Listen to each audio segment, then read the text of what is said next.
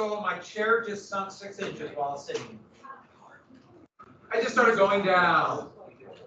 All right, got some presentations to do today.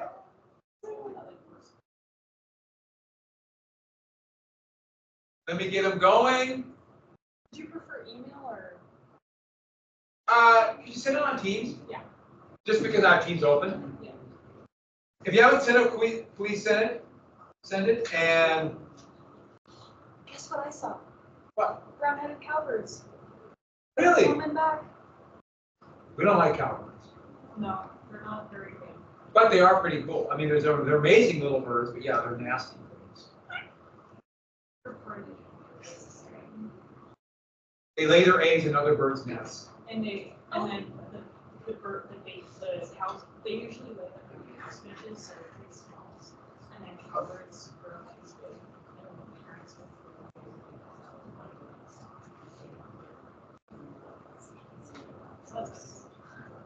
but they really are. Gangsters. All right. So Robbie went. Josh. Oh, we got Josh. We timed it just right to get yours finished. Yeah. And who else went? Kieran. Yeah, we had 3 great presentations yesterday. So let's keep it up, people. The bar is up here. Not everyone saw my demonstration, though. Valid point. Maybe we'll talk about it later. For those of you who gone yesterday, I'll take your paper now. I'll come around and get it in just 1 second. And so who would like to go? So Danny, you're gonna go. You want to go first? Let's do it. Who else is gonna go today? Good. We'll get everyone going. Let me get all the presentations up. I was doing review all lunch, so I didn't. Normally I would get some of this done, but I was working. Too nice. Is the AP test like Friday? Yep. Really?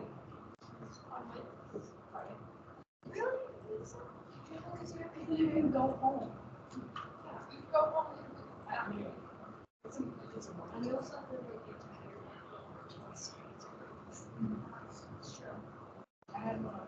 Give me 1 sec. I'm just going through. So, you know, teams, they could make it buggier, but it would be really hard to do. The new team sucks. I don't use it. I'm not going to disagree with you.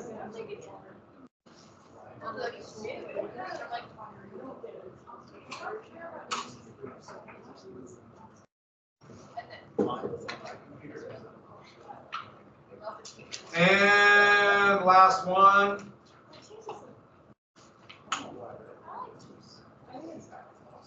All right, we go. Good looking presentations coming.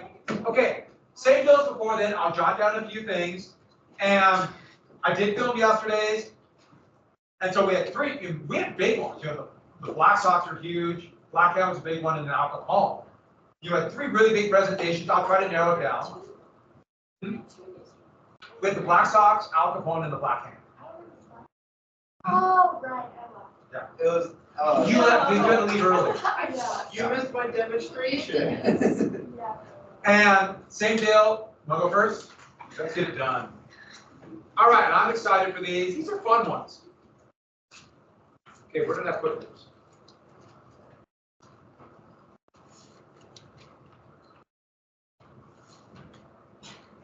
I lost yours.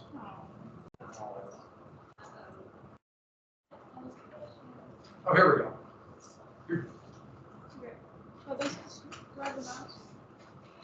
Give me 1 sec. I have to. Oh, I dropped the curve. Thank you, Mr. All right. You make is the mouse over there? No.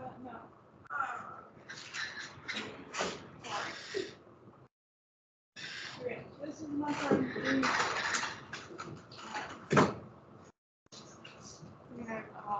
Click on the left button and then now. Just click it again. Sweet. So this is Dino Banning. He was born in 1892 of Mora, Illinois. He moved around a little bit.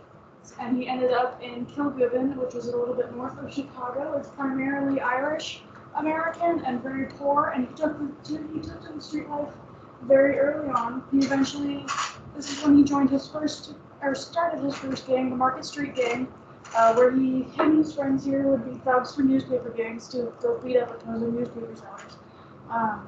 This is kind of where the newspapers called him Dion, but he never went by Dion, his name was Dean. And in 1909, the Market Street Gang met some people, and in 1909 he got his first and really only arrest for safe trafficking and assault. For the early Prohibition era, he started bootlegging as soon as 1919, where he stole a truck and made $15K, which would be $235K today, roughly. And then in 1920, he had beer shipments and deals for gin and other liquor coming from Canada. And then in 1921, he was credited with the first liquor hijacking in Chicago. He eventually went on to join the Northside Gang, or form the Northside Gang within his Market Street buddies.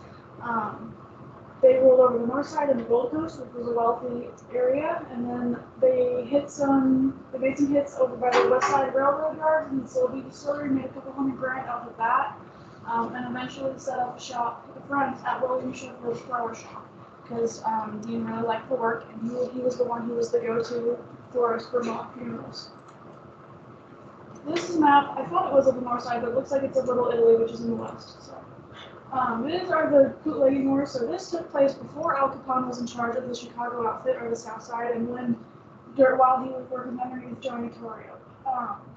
Johnny Torrio and Al Capone had a neighborhood called Cicero, Illinois, which was very profitable for them. And then O'Banion wanted in on that, and he told him, and Torrio gave up a piece of that neighborhood for the sake of the case, really.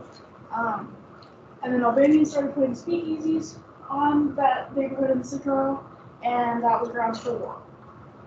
Meanwhile, the Jenna brothers were from the west side, from Little Italy, and they had been selling liquor in O'Banion's territory. Both of these gangs were kind of alliance over their hatred of O'Banion, and Mike Merlo was like the head of some big Sicilian group, so they respected him a lot, and they said it was not okay to kill O'Banion. They said they had to keep O'Banion alive. Let's see, the murder of John Duffy was messy and kind of a conspiracy. John Duffy killed his wife. He called O'Banion, freaking out over it. They met at one of Torrio's clubs, hoping that O'Banion could frame this upcoming murder on Torrio and Capone. They left Torrio's club to go drive into the woods, and then Duffy was shot by O'Banion. No one was ever really charged. There wasn't much for evidence, I guess. Duffy was part of the North Side Gang. Yeah. Yeah, wasn't he? Yeah, I'm pretty sure. Let's see. So next was the major Siben brewery raid. They both O'Banion and Torrio's gangs had stock in the brewery. O'Banion heard that there was going to be an incoming police raid, so he sold his stock to Torrio for $500,000. And then the raid came. Torrio and his buddies got arrested. O'Banion got set free. Torrio was like, "Oh, you double-crossed me, you backstabbed me. That's an issue." Between that and then a Jenna Brothers member O'Banion would not forgive a Jenna member's debt for one of his casinos. Got in a big argument over it over the phone and started more issues with there. And then Mike Merlo died, which essentially opened up the gates for both gangs to move in. And on November 10th, a Torrio associate, Frankie Yale, and then two gunmen from the Jenna brothers went into O'Banion's flower shop and shot him dead. After the death, it was a huge spectacle. Like, he was going down the road and everybody just wanted to swarm. And it wasn't necessarily intentional, but that's just kind of what happened. Jaime Weiss took over, who was a buddy from the Market Street Gang. Eventually it would go to somebody else, and then it would go to Bud Moran. And then it started a 5-year gang tour war that ended in the St. Valentine's Day Massacre. So he actually, so 24 he died, is that what you said? 1924, yeah. I keep on reading he was that young, that year, I keep on putting him like after the St. Valentine's. Yeah, no, it was very early on in Prohibition, so. Brutal war. Good job. Well done. A lot of things happened in that one. That's a good one. All right. Good job. Who'd like to go next? Okay.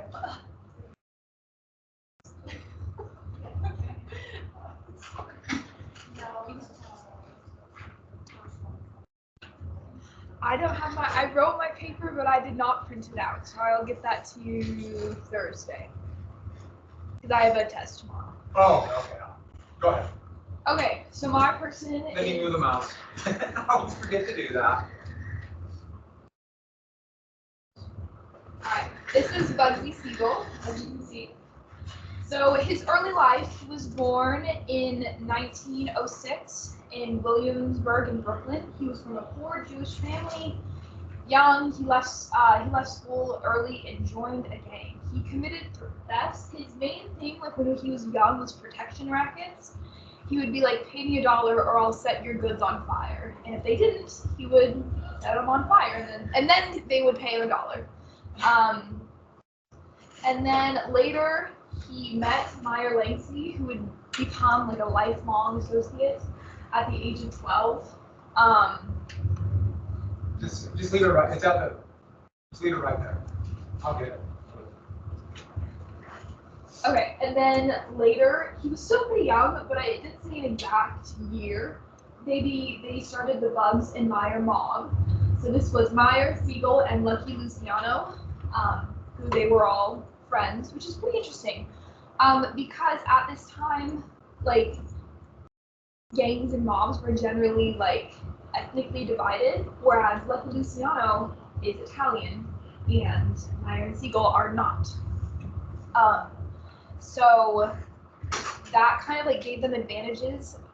One of the articles I read said that it like opened doors and like protection for them, but then didn't expound on that. So you're just gonna have to trust that it was helpful.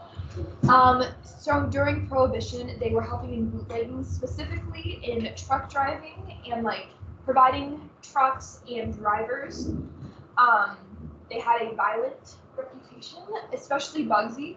He was known to like just start shooting and then like ask questions later. One of the people was like, I've never known a man who had more guts than him. He was very good with a gun. Yes. And then, so, this is, yes, okay. First off, the Mustache Pete's, these were big leaders in like they were older members of gangs who were like very prestigious, but they were like old and people felt like they were getting in the way. So Bugsy killed them off. It was Joe Masserio and Salvatore Marzano. They were just killed to make more money. So he was interested in Hollywood, and he had lots of friends up there. And so while he was there, he would take over trade unions and then stage strikes so that studios had to pay him so that unions would start working again. Then he was involved in like drug trades, a major prostitution ring, and offshore casinos. But I tried to like look further into them, but like it didn't provide any information, or like you had to buy a book to read about it. And Casinos? The three in the middle, like the drug trade, prostitution, and casinos. They wouldn't tell me about them. And this is really interesting. So this was obviously during the war. So his girlfriend, Countess Dorothy Taylor DeFrazzo, that's her. Her dad, I think, he created this thing called Adamite. And it's supposed to be an explosive, but it would go off without a flash or a bang, so it was like very fancy. So they went to Italy, and Bugsy's like, hey, you want to buy this? And Mussolini was like impressed by the sound of it, so he like advanced like $400,000. It was a lot, $40,000. And then he demonstrated it and it did not work. And Mussolini was not happy, so he demanded his money back. It didn't say whether Bugsy gave it back, but he tried to sell something that did not work to a fascist leader. I don't know if it meant. I don't know if they meant it to be a scam, because it didn't say if it was or not, if this was a legit thing or they were trying to scam him. So this is the gang after his Bugs and Meyer. It's called something else, like the National I don't remember, but this is what it was called by the press, and it's more catchy. So this was both Italian and Jewish, which again was interesting for that time because it wasn't really mixed. This was where I read it said this was the beginning of modern organized crime. So I don't know, take that with a grain of salt. So the main business was killing. They would take in murder contracts from all over the country, and at this time, Bugsy was a hitman, so he killed a lot of people. And the main thing for this, he had a disagreement with the Burzos. They're a pair of brothers. So the brothers tried to kill him and Meyer with a bomb, and Bugsy was like, no. So he killed them. And then another one of those brothers, there were three in the story, he was going to write a memoir, and the longest chapter was going to be on Bugsy and the murder for hire gang that they had. And so Bugsy checked himself into a hospital, and then he snuck out the window, killed the guy, and then came back. So he had a clear alibi, which I thought was it's very clever, but he was good at what he did. I'm sorry, I switched the order. This was first, and then he went to Hollywood because people were getting upset with him with how many people he's killed. So he's like, I gotta go. Okay, so this was his only big thing that happened. So Harry Big Greenie Greenberg, this guy, was murdered because he threatened to become a police informant. He wanted $5,000 to keep his silence. So Bugsy did not kill him directly, but he was a driver and he was helped in the cover and all that. So he was arrested, but because one of the killers had confessed and he was put on trial, and it gained notoriety because Bugsy had special treatment in prison. He was allowed to leave for dentist appointments, and girls were allowed to come see him. But then two of the state witnesses, the main witnesses, they went missing, and so this was dismissed. Nothing ever came of it. He was not charged with it. But his reputation was damaged.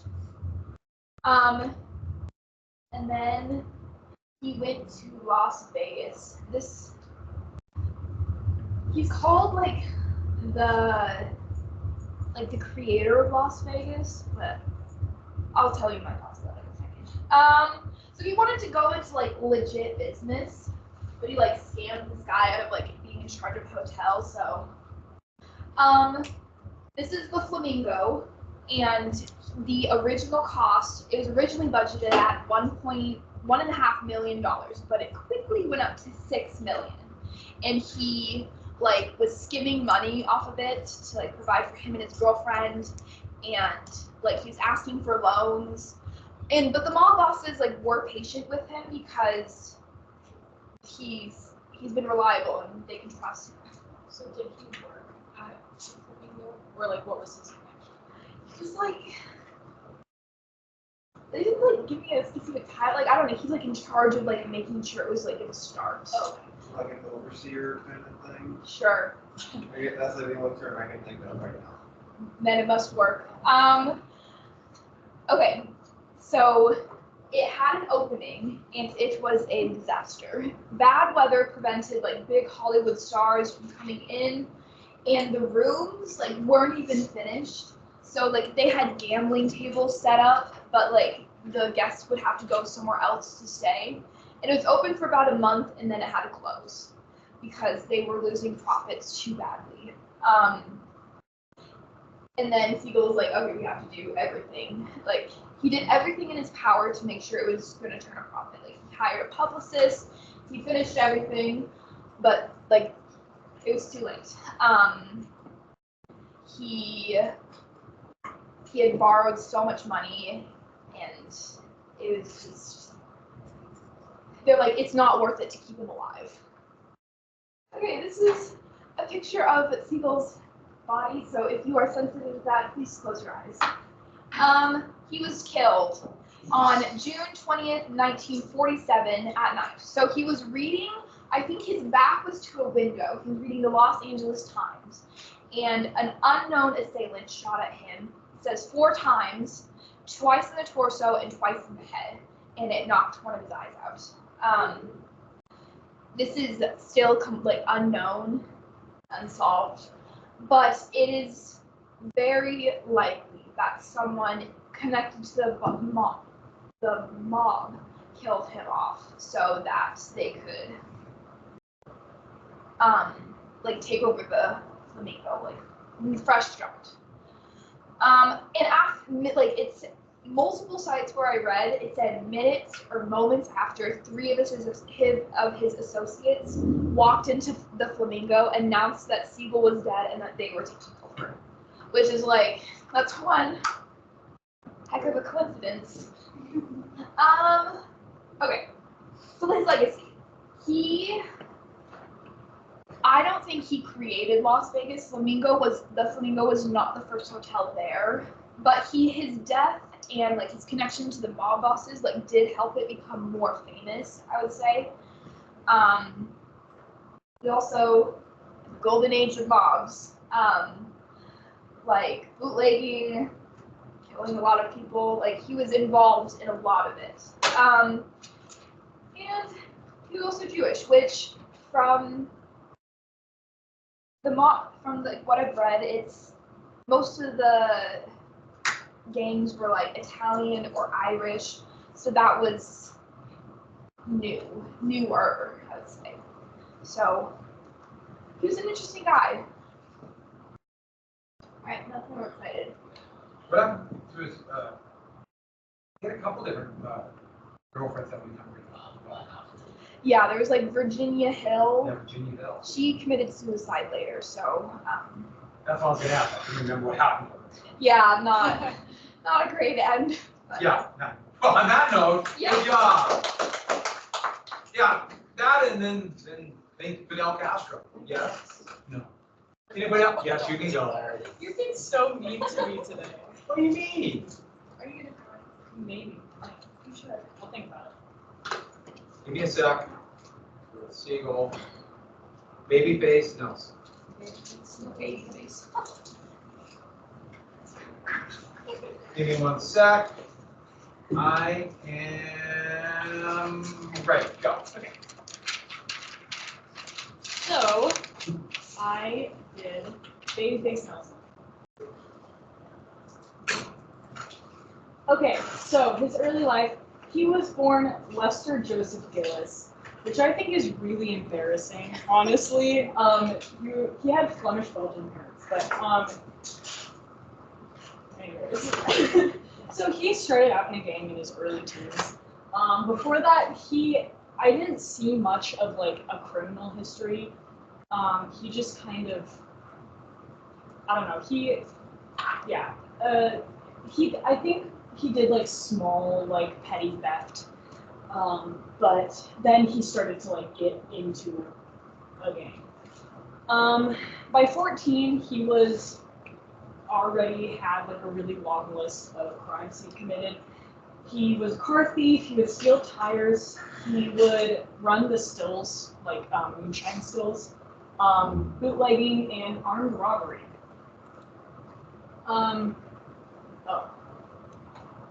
And then more on his criminal career. In 1922, he was arrested for automobile theft. He was sent to a boys' home. He was released on parole and then sent back 5 months later. And then he ended up getting out, I think, a year later. And then he joined a gang called the Tui Gang, also known as the Tape Bandits, which I think is super cool. Basically, the big crime that they were known for was an armed robbery of a magazine executive's house.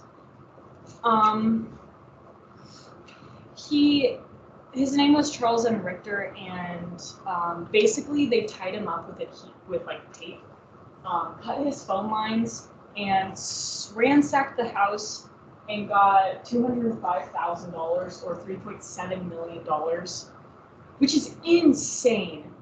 In one raid, one robbery. So really impressive. Throughout his whole entire career, he's a really impressive robber. So yeah, and then after they robbed him and it came out to the press, they started calling him they started calling the Tui Gang the Tape Bandits. And then in 1930, there were 2 days where he made super big robberies.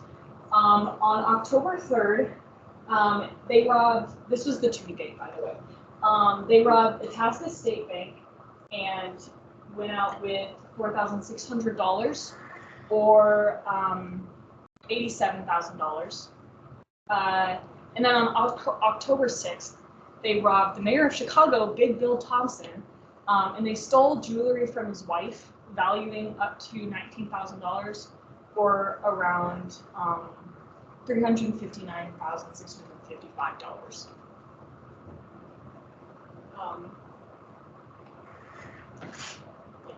Okay, and then so that was in 1930, and then during the winter of 1931, Nelson was arrested along with most of the Tui Gang. He was sentenced to 1 year to life in the Joliet State Prison, which I think is a very interesting sentence, 1 year to life. But whatever. He ended up escaping during a prison transfer in February of 1932, and then fled to Reno, Nevada. And then he went to Sausalito, California to work under Joe Parente, and who was a bootlegger. And he met John Paul Chase there. This is John Paul Chase. And they were pretty much lifelong associates. And Fatso Negri, which he was mentioned a couple times. He went out on a couple ventures, but not as important as John Paul Chase was. They were best friends. And then he went back to Reno, and the year after, and met Alvin Creepy Carpus, who introduced him to Eddie Bentz, which they went on another robbery, but it wasn't that successful.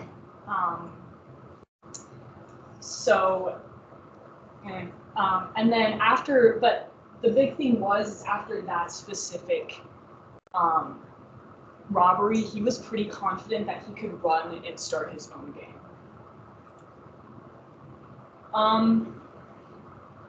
So he I forgot to put this down, but he did start his own gang. It was pretty small, only 3 other people were in it. But then he met John Dillinger. So after his escape from Crown Point,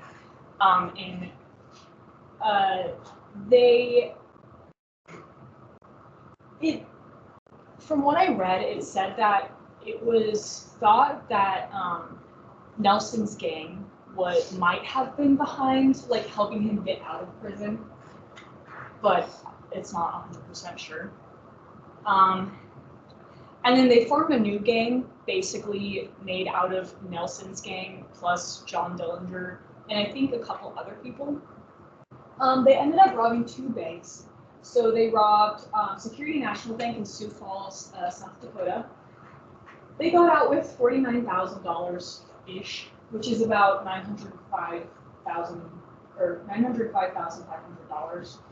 And then after that, they robbed another bank, First National Bank in Mason City, Iowa, making $52,000 or $961,000. So very lucrative bank robber. And then also Little Bohemia, which we will talk about in the next slide. So this was in April of 1934. They arrived at Little Bohemia Lodge for like a weekend of rest to just kind of like rest and reset. It was the whole gang, and so they went to Little Bohemia Lodge in Manton Rouge Waters, Wisconsin, and basically the FBI kind of got a tip from the owner. They're not 100% sure like how he knew that like these were a bunch of like gang members, but basically they thought that like they were playing poker, and when Nelson went to like bring in the pot after winning, they saw like a gun holster and was like, ooh, this isn't good. And so a couple of FBI agents came from Chicago, and they were not very prepared at all. They didn't even notify local authorities, which is not legal, but basically it wasn't successful on FBI's part. Basically, there were 3 bystanders: John Hoffman, Eugene Boisnow, and John Morris. They were driving away from the Little Bohemia Lodge, and basically they were in like a really nice car, and so like a really nice new car, and the FBI agents thought that it might be the gang members. So basically they were yelling at them to stop the car, but their radio was too loud, so they didn't hear them, so the FBI agents just started shooting. They also, I think Eugene Boisnow died, and which is not good. This is why you notify local authorities when you're prepared as an FBI agent. Basically, Nelson attacked head-on. He was very known for being like a very aggressive person, so he immediately just went out and started shooting. He ended up escaping on foot. He kidnapped the Lange family and ended up like commandeering their vehicle, and drove to a cabin in the woods. Ended up staying there with the Lange family as like basically held them hostage kind of, and then ended up escaping. So yeah, this wasn't successful, as I don't think any of them were arrested. And basically like the shots alerted the gang members, and so they were just able to escape afterwards. So the Merchants National Bank in South Bend, Indiana. This is basically Dillinger and Nelson's, like as a group, their last hurrah. Basically, this was a very sloppy robbery, because police were immediately on scene. There was a police officer outside of the bank directing traffic, and so as soon as there were shots fired, and as soon as he heard that shots, he was immediately on scene. Nelson was stationed outside along with someone else, and a local jeweler, Harry Berg, started like a shootout with Nelson. Nelson actually shot, or Harry Berg actually shot Nelson in the chest, but he was wearing a bulletproof vest, so it was ineffective. And something that I found really interesting, Dillinger and his partner who were inside doing the actual robbery brought out 3 hostages as like body shields, but apparently the police officers just didn't care and ended up just shooting and wounded 2 of the hostages, which is great. So yeah, they ended up escaping, but it was just really, really sloppy. So you could tell that Dillinger was just kind of like dumb, along with Nelson. Basically, he went on the run after this. FBI was chasing him. Him and his wife Helen and his 4-year-old son Ronald basically went on the run, doing little robberies. And so Dillinger was declared public enemy #1. He was killed, so then that went to Pretty Boy Floyd. He was killed, and then Nelson was declared public enemy #1 by J. And then how he died was, it's called the Battle of Barrington. Basically, there was a car pursuit, and so this is actually kind of funny to me. So there were FBI agents driving like this way, and then Nelson and his family were driving this way. They recognized each other at the same time, and then after multiple U-turns of like trying to like get each other, Nelson ended up pursuing the agent's car, which I thought was funny. And there was just kind of like a shootout. They ended up shooting out the water pump on Nelson's car. And then the car started to just kind of like sputter out. So they ended up near Barrington's Northside Park. And basically Helen, his wife, got down in a ditch for cover. And Nelson was kind of like protecting his family. He ended up getting shot in the lower abdomen, and Agents Hollis and Cowley, I think Cowley was the one who was known for killing Dillinger. So apparently he was like the guy. So he shot Nelson in the lower abdomen, and then Nelson ended up killing both of the agents after the shootout.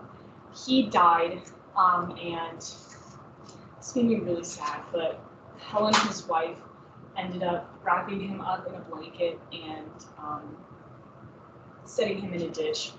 And when asked why she wrapped him up in a blanket, she said he hated being cold. And it just breaks my heart because like it was pretty obvious, like they did a lot of like robberies and stuff together, so it's pretty obvious that they were like pretty in love and stuff like that. And then Helen ended up actually getting arrested for harboring a criminal, and then she got released after a year on parole. This is my work. So what year was that? So that was I think that was November of 1934. Yeah, so it wasn't long after Floyd or they all died right together. No, yeah. I feel like 1934 was like the year of them all dying. He's one they don't talk about as much, but he had an amazing career. He was insanely good at what he did. As a bank robber, he made so much money. It's really impressive. It is amazing how much they would get. All right, good job. You want to go, Paige? Paige, you can go tomorrow. You're leading the way. You're first. Number 1.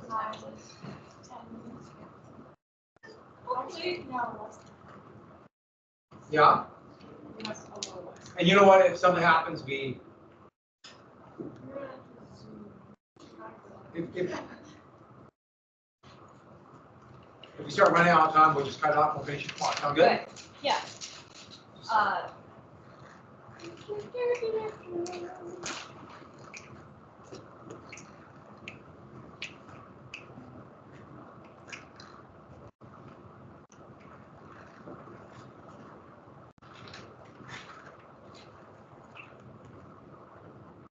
Where's the thing to start it? If you're like over there. Oh, there it is, all right. I just couldn't see it from my angle. No, it's there, good. All right, go ahead. So this is the Chase crime family. So they're all pretty. It's part of these like 5 families. They're all centered in New York, but they do have like branches that extend like out, specifically like Lucchese. I think they have a like area in Florida. But they all like share territory in New York, and they work pretty okay together. They're not super violent to each other. Looking at the wrong thing. Sorry. They're all Italian-American mafia families, and they're most powerful in New York. They were originally called, I'm not going to say it, but they're known today as the Lucano, Gambolino, Marzono. Oh, I'm dyslexic, guys. They were called Lucino, Gambolino, Marcano, Marzoni, and Bossi families, but today they're the Bronco, Colombo, Gambiano, Genovese, and the Chase family. It's the cheese.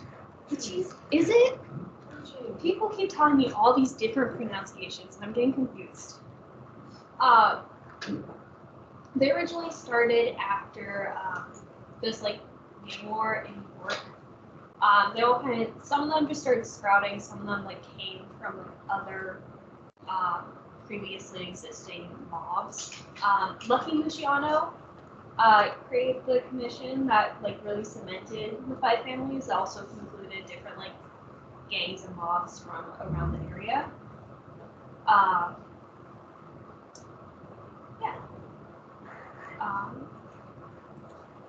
There we go. So specifically, Lucchese, they're centered in Sicily, in the north side specifically. No, that was the west side. West side of the island. They're founded under Tommy Gagliano, and the gang was originally named after him before Lucchese took over. So, yeah. It really started out with this pre-war gang called like the Reno organization, and just as they were involved in the gang war, when this guy named Marciano kind of took over the war, Gagliano was awarded the former, Richa organization, and that's where the family started out. Tommy died in 1951 before Lucchese took over, and Lucchese had served as underboss for about 20 years before that. They mostly controlled the shipping, trucking organizations and the clothing organizations, but they also had like a huge influence over both like trade organizations and just different labor unions, which really helps them. They also involved with heroin trafficking, but that's a lot like later, if I'm correct. They were called to be like the most peaceful of the 5 families, and along the smallest. But once the FBI got involved, they didn't really remain peaceful for too long. Oh, and their also success was like attributed to their leaders being smart. I guess it's only so peaceful and crime family. Yeah, until the FBI gets involved, you know? When Lucchese takes over, he works super closely with the Gambiano family. If I remember correctly, I think Lucchese's son and Gambiano's daughter marry each other, but I could be backward on that. But 2 of their kids married. Also, while Lucchese is in power, he takes over a lot of different rackets. He dies to a brain tumor. It's so sad. This other guy takes over, but he's not really important until we get into the 80s when he's arrested. And Victor Amuso takes over with Anthony Casso as the underboss. It's the most violent era of the family because the previous boss was arrested by the FBI, and these two take over, and they weren't very nice. Casso's underboss, we believe he ordered at least 100 murders, but most likely more. Casso, like just for context, he got two New York Police Department detectives to carry out at least 8 murders. New York detectives, they're supposed to be the police. 8 murders for this crime family, you know? When they're arrested in the 90s, Cassino receives 455 years in prison, while the actual boss, Amuso, receives only life in prison. Amuso is still currently the boss of the family, but it has shrunk a lot because half the Salah family members got scared and turned to informants. Yeah. Currently, Big Mike DeSantis, who is not related to Ron DeSantis, by the way. I looked that up. Is the acting boss technically outside prison, and then C3 is the underboss. And the families kind of divvy themselves up into like 7 crews that are just kind of orchestrating around different areas. Recent things that we've been caught doing: extortion, loan sharking. This is a quite funny story. They threatened a doctor to prescribe them like 200,000 pills of Oxycontin. I think it was like 2,370,000 pills of Oxycontin, which is a large number, but pretty funny. They also got caught legally gambling, unfortunately. Also, apparently they were portraying The Godfather, but also everyone was portraying The Godfather, and Goodfellas. That's an amazing family. Lucchese. I don't know. I keep asking different people, and I get a lot of different answers. It is Lucchese. All right, good job. Thank you for getting done. Very good. I like it. It's a really interesting family. There. You did a great job. All right, everybody. I'll see you. And you're leading the way. Good presentations today again.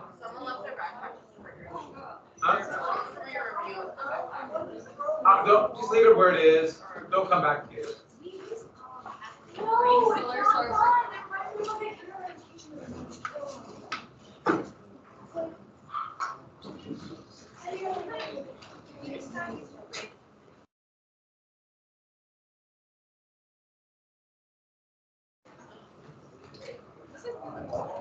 Okay, my chair is breaking. It just starts sliding down. I start just sinking. It's very annoying.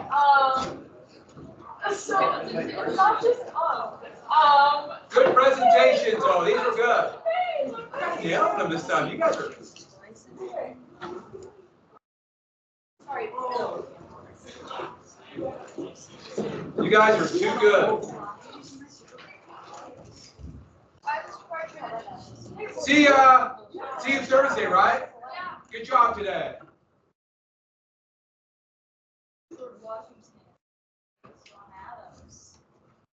Okay, what am I doing? James Madison and James I'm outside. I'm just baffled. Everything baffled. I think it's gas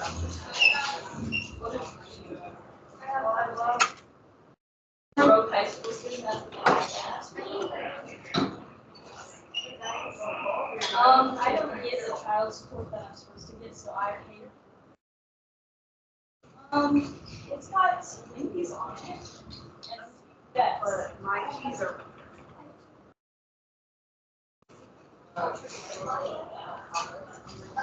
I'm a whole day.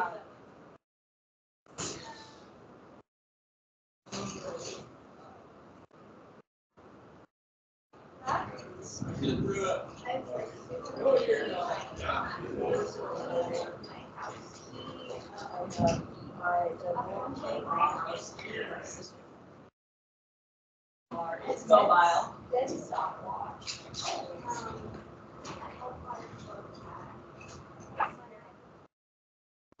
So I record on it. I bought a bike rack because I'm a nerd, and I have that cake.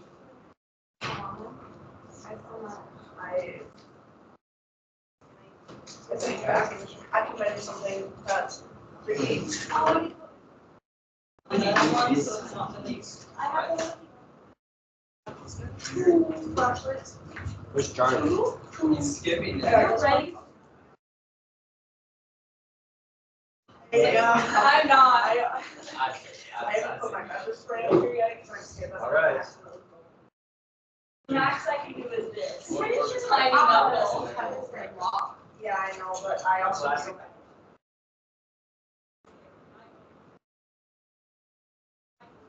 You got a little bit more punch. I got the stab wound and then a little mini stab. Mr. Partridge. This, Yeah. I was trying to look for. I've got big little stab wounds. Do you have And one I that meeting flips buddies out?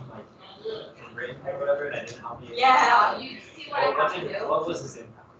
Roger Williams would protest against the Puritans, basically their dictatorial control of the Puritan government. That's process. And he should say that he believed there should be a separation between the church and the state. I've got Because he thought the government of Boston was dictating the religion.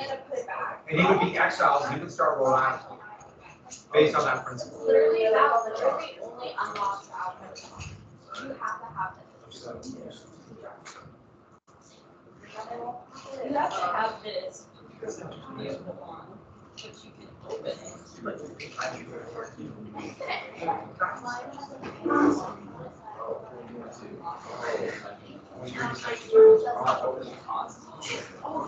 No. You're done. Look at that one, okay? Sorry I had miscommunication, but you're done, right? Thank you. Sorry, hey, you okay? Yeah. You got it done, right? You're done.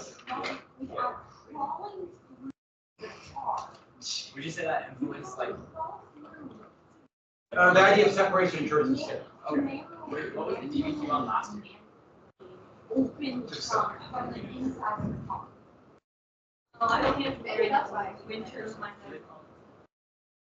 Just like have to hold the trunk. No, and I put copies, And so I'm just I, like, and then maybe like some. have a copy of all the things on. It's just like, go gang up on you.